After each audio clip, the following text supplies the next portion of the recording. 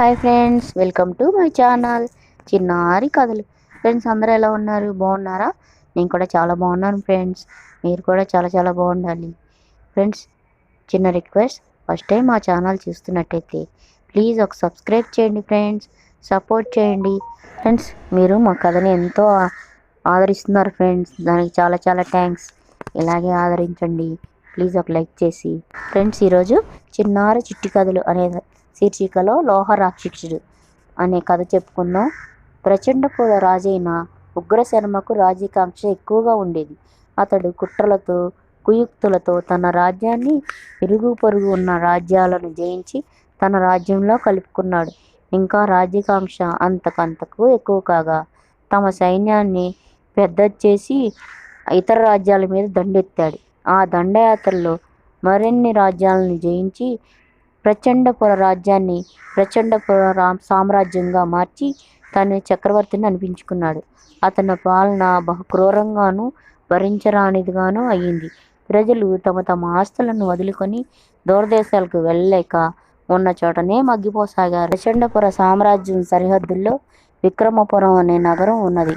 విక్రమపుర రాజు అయిన వీరసేనుడు ధర్మాత్ముడు, ప్రజలను కన్న బిడ్డల్లా పాలిస్తుండేవాడు. అయితే అతనిది చాలా చిన్న రాజ్యం.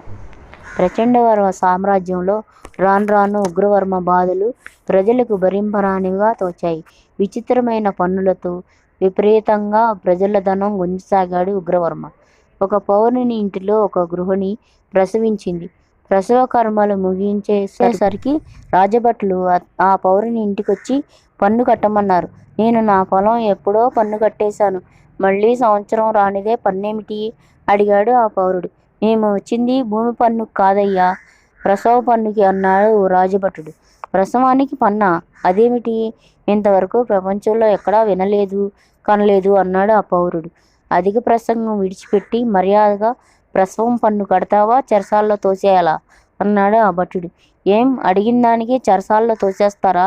ప్రజల్ని పీడించుకుని తినే ఏ రాజు బాగుపడడు అన్నాడు ఆ పురజనుడు ఆవేశంతో. ఏం కూసావు అని రాజభటుడు అతని మీదకి వచ్చాడు. ఇంతలో అతని బంధువులు కలగజేసుకొని, బాబాబు ఏదో ఆవేశంతో అన్నాడు, పన్ను కడతాం, అతన్ని ఏమీ చేయకండి, భార్య పుట్టింటిలో ఉంది, ఇప్పుడే పుట్టిన పసిగుడ్డు, కనికరించండి అని బతిమిలాగసాగారు ఒక్కొక్కరుగా. సరే, ఇక మీదట ఇలా నోరు పారేసుకోకుండా మర్యాదగా ఉండమని చెప్పండి, అతనికి పన్ను 200 మెహరీలు కట్టండి అన్నాడు ఆ భటుడు. 200 మెహరీలను వసూలు చేసుకొని వెళ్ళిపోయారు. ఈ హీనుల రాజ్యంలో ఉండడం కంటే ఏ పరాయి రాజ్యానికో వలసపోవడం మంచిది. ఈరోజు ప్రసవం పన్ను కట్టమంటాడు, రేపు వాడి పెళ్ళం తుమ్మినందుకు ఉత్సవం చేయిస్తున్నారు, పన్ను తెమ్మంటాడు అంటూ గృహస్థుడు అన్నాడు. చూద్దాం ఎవరి విపరీతాలు ఎన్ని వస్తాయో, ధృతిమించి రాగాన పడితే ఇక్కడి నుంచి వలస వెళ్ళిపోదాం అన్నాడు ఓ బంధువు. అది చెన్నకేశవ స్వామి ఆలయం. ఆ ఆలయం చుట్టూ ఎడ్ల బండిని విడిదేసేశారు. ఎద్దులు చెట్ల కింద పడుకొని విశ్రాంతి తీసుకుంటున్నాయి. అప్పుడు వచ్చారు ఓ 10 మంది రాజభట్లు, ఓ కొత్వాలు. బయట ఒక్కడూ కనిపించడారా, ఎద్దులు బండ్లు మాత్రమే ఉన్నాయి అన్నాడు కొత్వాలు. అక్కడికి గుడికి ఇంకా కొద్ది దూరంలో ఉంది. లోపల నుంచి మంగళవాయిద్యాలు వినిపిస్తున్నాయి. పెళ్లి జరుగుతుందిగా, అంతా లోపలుంటారు దొర అన్నాడు ఓ భటుడు. అవునవును, త్వరగా పదండి, ఒకవేళ పన్ను కట్టడాన్ని నిరాకరిస్తే తాళి కట్టనివ్వకుండా ఆపుదాం అన్నాడు కొత్వాలు. రాజభట్లు కొత్వాలతో పాటు గబగబా నడిచారు. వాళ్ళు గుడి ముఖద్వారం సమీపిస్తుండగా మాంగళ్యం తంతున నేనానే మంత్రం చదువుతున్నాడు పురోహితుడు. పెళ్లి ఆపమనండ్రా, ఆ పంతులు మాంగళ్యం అంటున్నాడు అంటే తాళి కట్టమని అర్థం కాబోలు, వెళ్ళండి లోపలికి అన్నాడు. రాజభట్లు లోపలికి పరిగెత్తారు. సన్నగా వాయిద్యాలు వినబడుతున్నాయి. ఏ పంతులు, మంత్రం చదవక, ఓహో ఈ పెళ్లి కొడుకు, తాళి కట్టక కొత్వాలు వస్తున్నాడు, అంతవరకు ఆగండి అన్నాడు ఓ రాజభటుడు. కొత్వాలు వస్తే రానివయ్యా, అతని రాకకు పెళ్లి కార్యక్రమం ఆపమంటానికి కారణమేమిటి అన్నాడు పెళ్లి పద్ధతుల్లో ఓ వ్యక్తి ఆ భటులను సమీపించి. నువ్వెవరు అయ్యా? నేను పెళ్లి కొడుకు తరపు బంధువుని, ఈ పెళ్లిలో పెద్దలో ఒకడిని, పెళ్లి పెద్దల్లో ఒకడు అయినా నీకు ఆ మాత్రం తెలియకపోవడం మా కర్మ. అదేదో ముందే చెల్లించి ఉంటే ఇంత దూరం నుంచి మేము రావాల్సిన అవసరం లేదు కదా. ఏమిటి చెల్లించేది? మా కొత్వాలు వస్తున్నాడు చెబుతాడులే. వాళ్ళు అలా మాట్లాడుకుంటుండగానే కొత్వాలు అక్కడికి వచ్చాడు. ఏమిటో ఈ గొడవ? కొత్వాలు టీవీగా అడిగాడు. అబ్బే గొడవ ఏం లేదండి, పెళ్లి పెద్ద నీళ్లు నమ్ములుతూ చెప్పాడు. రాజభటులు కొత్తవాళ్ళకి ఇరువైపులా చేరారు. హఠాత్తుగా రాజభటులు వచ్చి పెళ్లి ఆపు చేయమనడానికి, కొత్తవాళ్ళు రావడానికి కారణం తెలియక పెళ్లి కుమారుని అందరూ తలలు తిప్పి రాజభటుల వైపే చూడసాగారు. ఒక్క పెళ్లి కూతురు మాత్రం తల వంచుకొని అలాగే కూర్చుని ఉంది. పెళ్లి కొడుకు తండ్రి హడావిడిగా వచ్చాడు వాళ్ళ దగ్గరికి. ఏమిటిదంతా అన్నాడు పెళ్లి కొడుకు తండ్రి. ఏమయ్యా పెద్ద మనిషి, ఈ పెద్ద మనిషి ఎవరు అన్నాడు కొత్తవాళ్ళు పెళ్లి పెద్దని చూస్తూ. ఆయన పెళ్లి కొడుకు తండ్రి.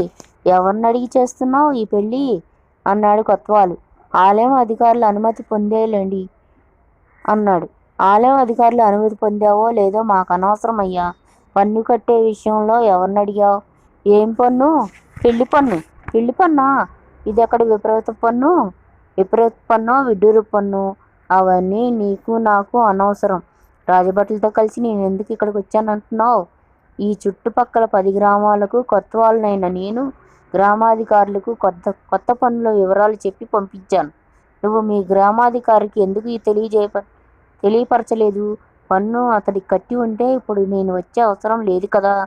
అయ్యా మాకు ఈ మొదనష్టపు పన్నుల సంగతి తెలీదు. పైగా మా ఊరి గ్రామాధికారికి మాకు పడదు. అందువల్ల అతన్ని కానీ అతడి వర్గాన్ని కానీ మేము పెళ్లికి పిలవలేదు. అదంతా మాకెందుకు చెప్తావు? ముందు పన్ను కట్టు. ఎంత? 1000 మొహరీ. పెళ్లి పన్ను 1000 మొహరీల అపరాధ పన్ను అంటూ పెళ్లికొడుకు తండ్రితో పాటు అక్కడి వారంతా నోళ్లు వెళ్ళబెట్టారు. ఇది అన్యాయం. పోనీ పన్ను కింద 25 50 కాకుండా 1000 మొహరీలు, పైగా అపరాధం కింద రెట్టింపు పన్ను వసూలు చేయడమా? ఇదేకిడి అన్యాయం అయ్యా. త్వరగా పన్ను కింద అపరాధ పన్ను కింద విధించబడిన 2000 మొహరీలు ధనం ఇస్తారా? ఇంతటితో పెళ్లి చాలించి రాజభటులు వెంట వచ్చి చెరసాల్లో కూర్చుంటారా?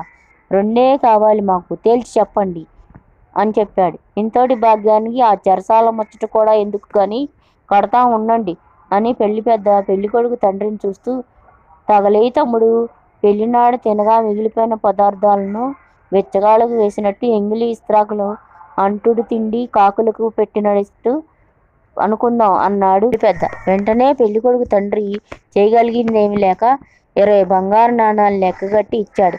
కొత్తవాళ్ళు రాజభటులతో వెనుదిరిగాడు.